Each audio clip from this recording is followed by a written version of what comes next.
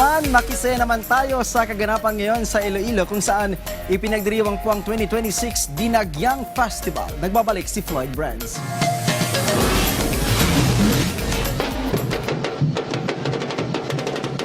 Puno ng ingay, saya at makukulay na galaw ang Iloilo City habang nagpapatuloy ang Dinagyang Festival 2026 ngayong linggo. Pinakaaabangan ng mga tao ang Dinagyang Tribes Competition kung saan 7 tribo ang sabay-sabay na magpapakita ng kanilang sayaw, tugtugan at kwento bilang mga Ilonggo. Ginaganap ngayong araw ang kapistahan sa Iloilo Freedom Grandstand at Iloilo Sports Complex.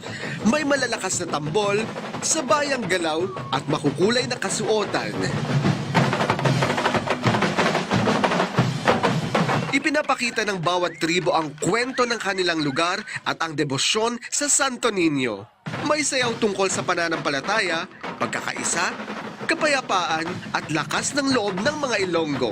Simple lang ang galaw pero punong-puno ng emosyon at sigla. Matagal ang paghahanda ng tribo para sa araw na ito. Ilang buwan silang nag-ensayo ng sayaw at tugtugan para maipakita ang maayos at sabay-sabay na pagtatanghal.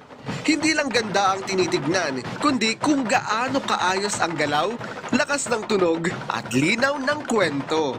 Mas maaga ngayong araw, nagsimula ang pista sa isang misa sa San Jose Parish.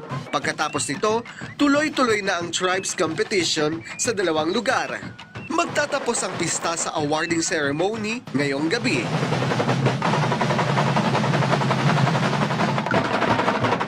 Habang nagpapatuloy ang mga pagtatanghal, ramdam sa buong lungsod ang saya, ingay at kulay ng dinagyang. Isang pistang patuloy na pinagdiriwang ng mga Ilonggo taon-taon. Mapo sa inyo, Floyd Pambansang TV sa Bagong Pilipinas.